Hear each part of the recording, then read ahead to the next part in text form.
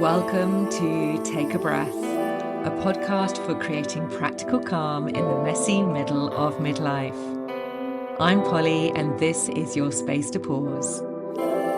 Because life in midlife is full on, between work, family, menopause, and the mental load, your nervous system can easily end up in constant overdrive, leaving you feeling exhausted, reactive, and overwhelmed by even the smallest things. Each week, I'll share my own tools alongside honest conversations and practical nervous system support to help you create more calm, peace, joy, and inner steadiness, not by escaping your life, because that's totally unrealistic, but by meeting it differently. So whenever you're ready, let's take a breath in through the nose. Feel your belly rise, your ribs expand, and as you exhale, let's begin. Hello, and welcome back to Take a Breath. Now, this week's episode, I am talking about how to know if your nervous system's actually regulated or just coping. Now, I don't know about you, but for me, and I know I'm in this line of work, so my feed is probably, the algorithm of my Instagram feed is probably sending me a lot of this stuff. But for me, there is a lot of noise right now about nervous system regulation. And I think that is probably spreading out to most people. Everywhere you turn, whether it's social media or on podcasts, someone's telling you to either stay in your parasympathetic or calm your nervous system or to really start to regulate yourself. But for a lot of us, that can actually create a lot of confusion. It's like, what are they actually talking about? Because for most of us, and particularly during midlife, when your mind is very, very busy and you might have a racing mind at night, or your patience is very, very thin, or you're snapping at your partner, you could well be wondering, what is this? Is this dysregulation? Is this perimenopause? Am I just tired? Am I missing something? And really, it's kind of that question of like, all I want to do is feel better. Why don't I feel better? So one of the biggest reasons I do think that it can all feel a bit confusing and frustrating is that we really haven't been taught, or most of us have never been taught about what the nervous system is actually doing. And it's not just about stress or calm. Your nervous system is really this massive communication hub for your entire body. It's constantly gathering information from your environment, from your body, from your thoughts, your emotions, your memories, and it's sending messages to every system in your body about how to respond. So your nervous system is the system that decides how fast your heart should beat, how deep or shallow your breathing is, whether your digestion should speed up or slow down, how alert or relaxed your muscles feel, how focused or foggy your mind becomes. And also it's really responsible for your emotions. All of your other systems, your hormones, your immune system, your digestion, your energy levels are taking cues from your nervous system. So it's really, really quite huge. That is why when the nervous system becomes dysregulated, it doesn't just show up as stress or anxiety. It can affect everything: your sleep, your mood, your digestion, your energy, your hormones, how you feel in your own skin, because it is responsible for everything. And it's also why this isn't about just learning to stay calm. It's really understanding what messages your nervous system is sending and why. So for most of my life, and you probably know this if you've listened to this podcast for a while, I had absolutely no idea what state my nervous system was in. I just lived on autopilot for so much of my life, as are many people. I certainly didn't have the language for any of this. I didn't have the awareness. I just got on with things and assumed that how I felt was, it was just me. And then it wasn't until perimenopause came along for me that things really started to change. And that's when my nervous system became very dysregulated. And I just didn't know what was happening. And when I say it became very dysregulated, for me, that showed up in that I became much more reactive, more emotional, snappier, shoutier. I had a much shorter fuse. And often I would think, I'm not an angry person. And sometimes I really would just think, oh my goodness, where on earth did that outburst come from? I just didn't feel like myself. And yes, this is all part of perimenopause, but it is so linked with your nervous system. And at the time, I felt like I was failing. I thought I needed to be able to control myself better. I needed to be calmer, more patient, more in control. But actually, I believe that if I actually understood what was happening, then it would have really, really have helped. So let's talk about the stress response, which, by the way, it's not just as simple as a on and off switch, which sometimes we can be led to believe. It's actually a very complex whole body system, which involves the brain, the nervous system, your hormones, the immune system, all of it, even how your cells make energy, all working together. And what's really important to remember is every single one of us has its own unique stress response. Everyone's stress response is different. So your genetics, your sensitivity, your life experiences, your childhood, your past stress all shape how your nervous system responds to any sort of challenge.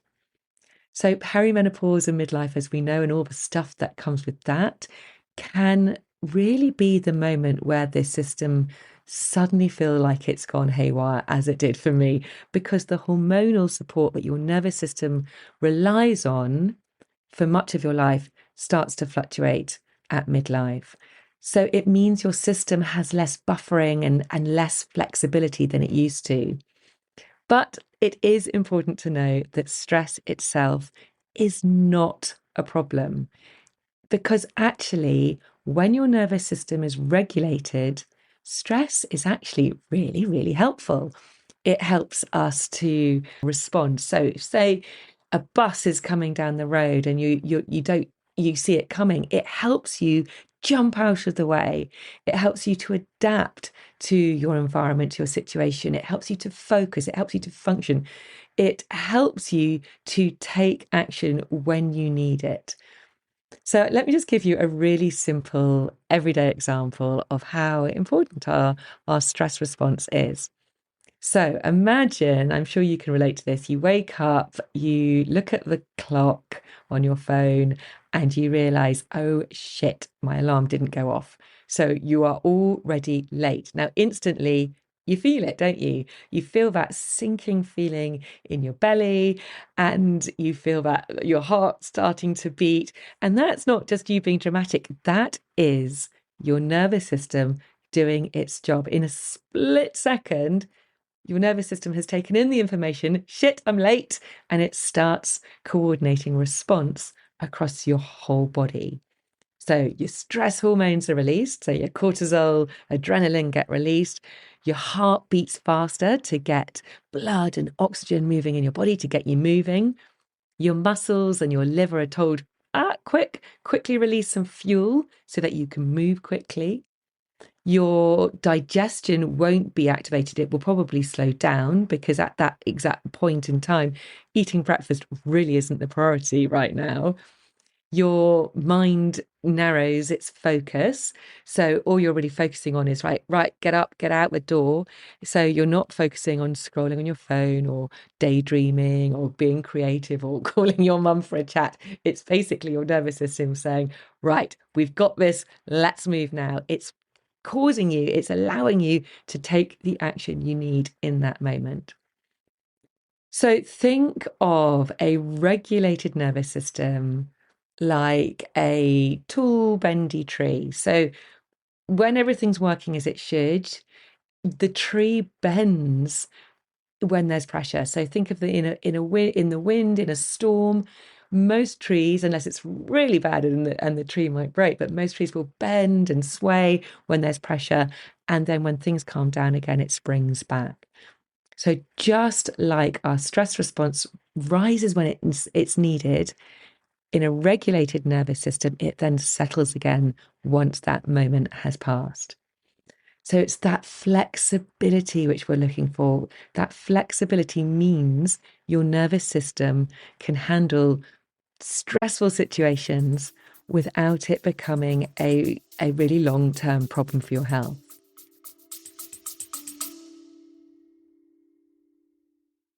I will only ever recommend brands that I know, love, and use myself.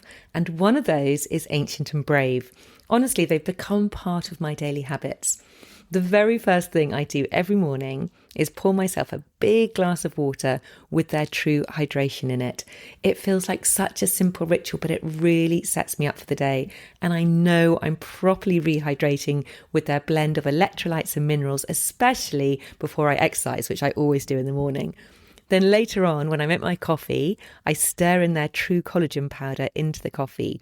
Now, it blends in straight away, no fuss, there's no taste, and collagen is something we naturally lose as we age, but it's so important for our skin, joints, and overall vitality.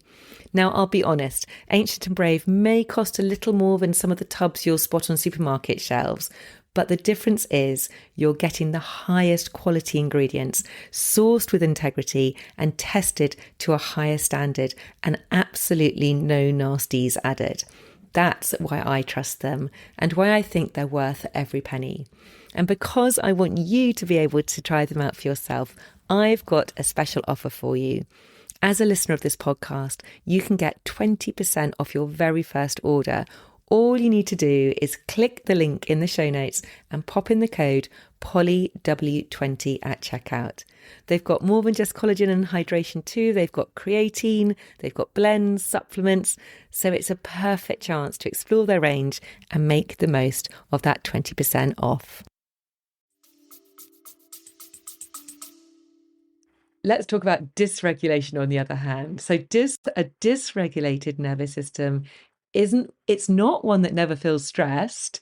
It's one that has lost the ability to come back to that feeling of calm. So when your nervous system is dysregulated, what often happens is it gets stuck in that stress response, stuck in activation. So it's feeling anxious. It's when you're feeling on edge, you're feeling wired, like something's always wrong. You never get that feeling of calm, of feeling really settled and steady. So the problem isn't that your body goes into the stress, because that's totally normal and needed. The problem of a dysregulated nervous system is when it doesn't get enough time or an opportunity to come back into that deep rest and recovery state. Because in those resting states, that is when your body does its maintenance. So that's when your cells repair, your immune system does all its important work, your brain clears out the waste, your energy is restored in all your cells. So if your nervous system is constantly stuck in those higher stress states, there just simply isn't enough time for that really important repair to happen in the body. And it's a bit like being so busy with life that if you think about it, it's like just never quite getting round to keeping on top of all the things you need to do in your house. So maintaining, for example, that leaky pipe. So you deal with all the things in your house that you need to, which are urgent, like you have to take the bins out so they don't overflow. You deal with the urgent things, but that leaking pipe is gently leaking away, but you never get it fixed. And so for a while you cope, you put the buckets to catch the water from that pipe.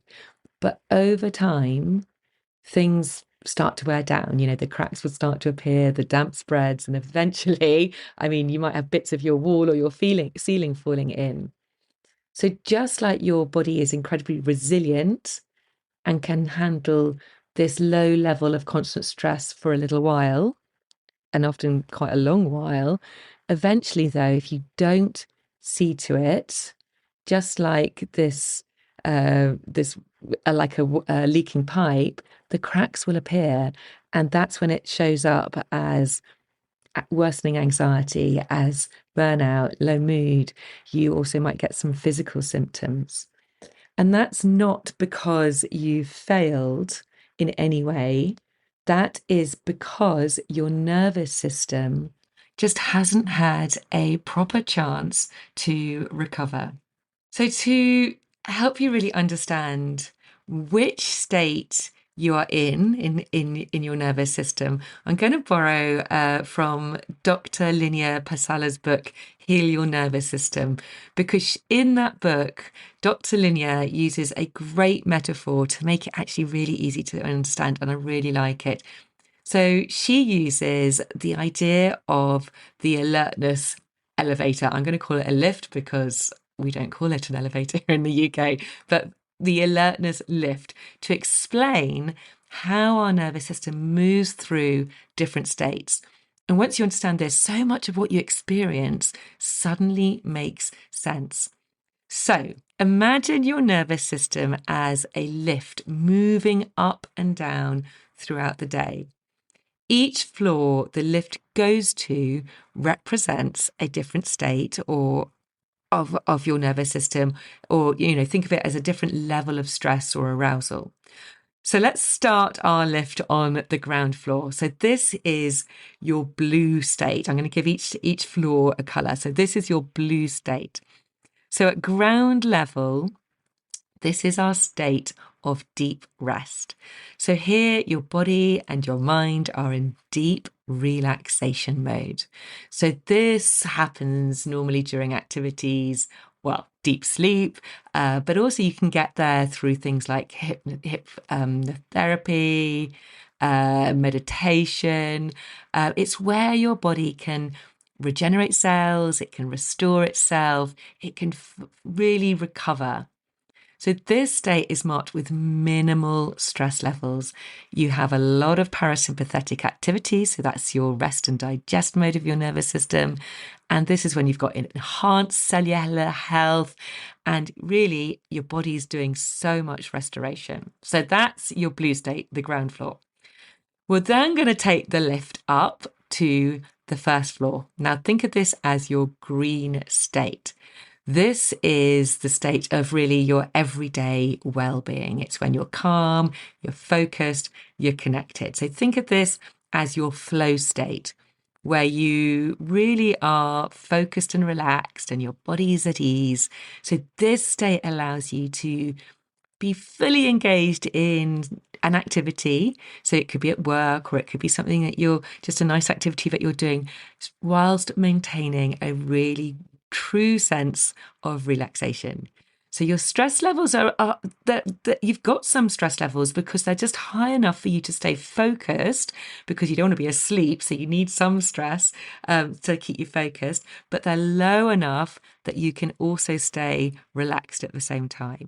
So in this green state, your heart rate and your breathing will support this active engagement in whatever you are doing. So it's a state with a really lovely balance of activity in both your sympathetic branch of your nervous system, which helps kind of rev you up, and also the parasympathetic branch of your nervous system, which helps keep you super relaxed and calm. So for a regulated nervous system, green is the baseline you will naturally return to. Okay, so let's now take the lift up to the second floor. So this is your yellow state.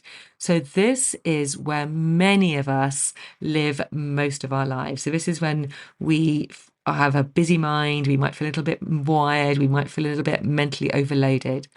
So it's a state of alertness and mental exertion where your mind and body experience a moderate level of stress. So this state is characterized by really a heightened mental load that feels like your mind is on a non-stop treadmill. It's that state of cognitive overload where your thoughts are racing. You're often consumed perhaps by worry. You criticize yourself a lot. You might have feelings of shame, of self-doubt.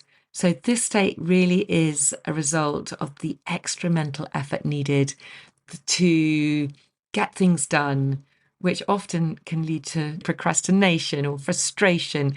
You might notice your heart beating faster. You might notice your muscles tensing up.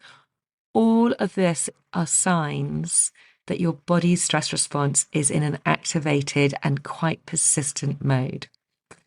So short stays here in the state are fine. So that's okay, because sometimes we need all of this to happen to get things done. But the problem arises when you stay here too long. So when you stay on this floor too long, the nervous system just doesn't get a chance to do all the things it needs to recover. Okay, we've got one more floor to go. So the top floor is the red state. So this is a state of acute stress. This is red. It is your fight or flight response. And it is, yes, it's acute stress at the top. So you're on full alert. You are ready to either fight, you're ready to run away if you need to. It's your body's response mechanism to a full-blown threat. So in the red state, here your heart will be beating much, much faster. It's pumping more blood to your muscles and your organs. Your breathing's going to really speed up to get more oxygen into your system. Your body also increases your blood glucose levels, giving you an energy boost for that ability to be able to run away. And at the same time, more blood is drawn away from your belly, from your gut, and towards your muscles. So that's why your digestion here tends to not be working well, because it's readying you for action. You don't need to digest your food when you need to run for your life. So in this state, your senses are really hyper-focused. So they're heightened and you're more alert than ever, making it easier for you to react quickly and effectively to the threat at hand. So it really is your body's way of giving you the best possible chance of handling a threat, of handling a stressful situation.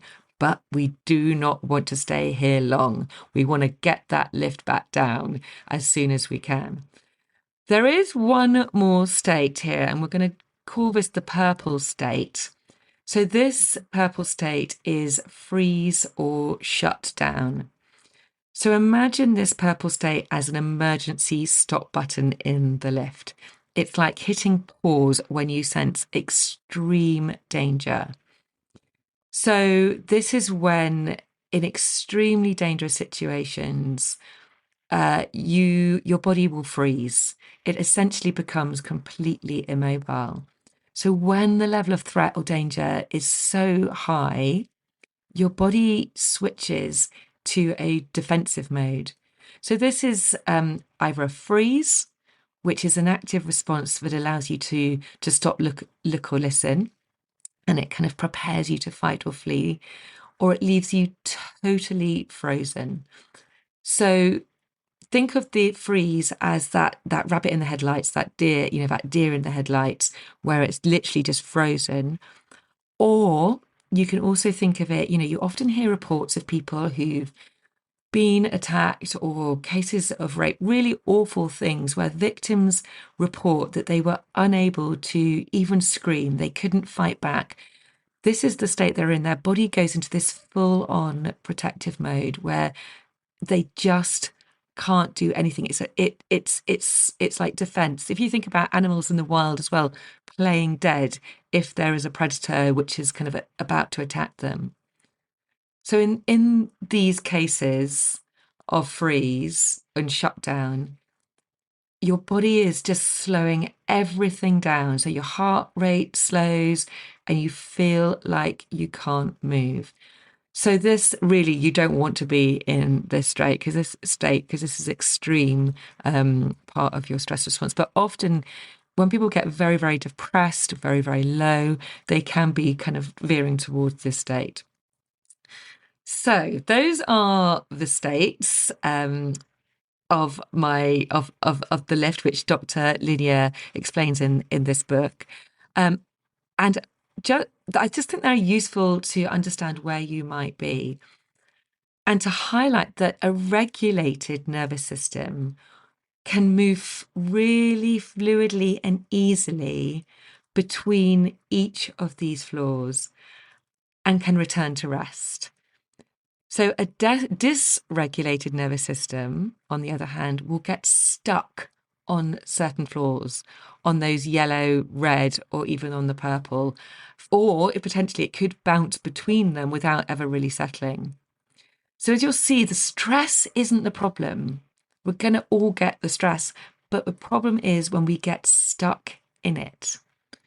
So I just want to add here, the stress does get a bad reputation, but there is actually quite a lot of research now that shows that low to moderate stress is actually really healthy. So we don't want to avoid stress, because when your nervous system is regulated, it can move up, as I said, into these more activated states when life demands it. And then obviously it can return back down again once that stress passes. But even when the stress feels really intense in those red or yellow states, it isn't harmful if your system can come back to rest. So moving through these higher states really does help your body and your brain learn how to handle challenges as you go through life. And over time, builds resilience. So it's really important that we experience stress to build our resilience. The issue arises when stress becomes chronic. So if your nervous system gets stuck in repeated loops of red and yellow, or just becomes activated simply by anticipating stress, because your body doesn't know the difference between anticipating and thinking about stress as to actual stress, then your body just doesn't get enough time to recover. And over time, that can change how your nervous system is wired, and that then increases the risk of mental and physical health problems, which we don't want. So regulation then, it's not about avoiding stress, it's about being able to navigate your alertness lift, allowing stress to rise when needed, and then returning to the green and blue states where recovery and repair happen. It's that ability to move up and then come back down. And that is what makes the difference between a resilient nervous system and a depleted one. And this is what we practice with breathwork in a lot of my programs, in my membership, The Inner Space. You can use your breath to bring your state down from being stuck in yellow or red back down to green or blue. But you can also, on purpose, use your breath to raise your state to yellow or red in a controlled and safe way, and then use it to return to the green or blue, which really helps to build resilience. So it's a really powerful thing, the breath, because you can really use it to shift yourself through each of those different states, which is why I love it so much. So just to recap, dysregulation isn't about being stressed. It's about losing flexibility of your nervous system. And a dysregulated nervous system will spend too much time in the yellow and red, or even drop into that purple shutdown mode and struggles to return to the green and blue.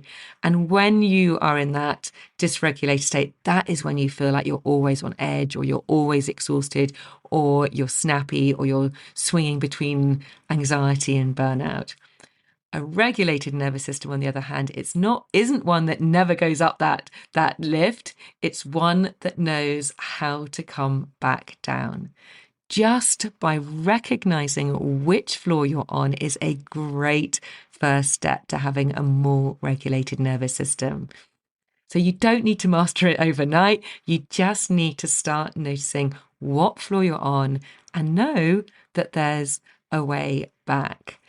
And in the coming weeks, I'm going to share different steps and different practices you can take to build a more flexible, regulated nervous system. So do make sure to keep tuning in to pick up on all of those practices, because all of this is learnable, and your nervous system, that's the best thing about it. It's not stuck where it is. We can train it to come back down so that you can start feeling calmer and more at ease in everything that you're doing. I hope that this has been helpful. Thank you so much for listening, and do share this for anyone who you feel would benefit. And as always, let me know your comments if anything really did land for you today. Take lots of care. Thanks again for listening. Lots of love. Bye. Before you go, just to let you know that you'll find a selection of gentle, practical offers at really accessible prices over on my website. They're all designed to support your everyday breathing, to ease anxiety, and help you build a more resilient, flexible nervous system so you can feel calmer and bring a little more steadiness into your daily life. Everything I share is designed to meet you where you are and to fit into real busy lives. Just go to hollywarren.com and click on the resource library. If you'd like to stay connected between episodes, you can also find me over on Instagram at Polly Warren Coaching. This is where I share simple reminders and tools and reflections to help you come back to calm throughout the week. And if you're enjoying Take a Breath, it would mean so much if you could take a moment to rate, review, and subscribe to the podcast. It really does help this podcast reach more women who might need a little space to breathe too. Thank you so much for being here and for taking this time for yourself. And remember, sometimes all you need to do is take a breath.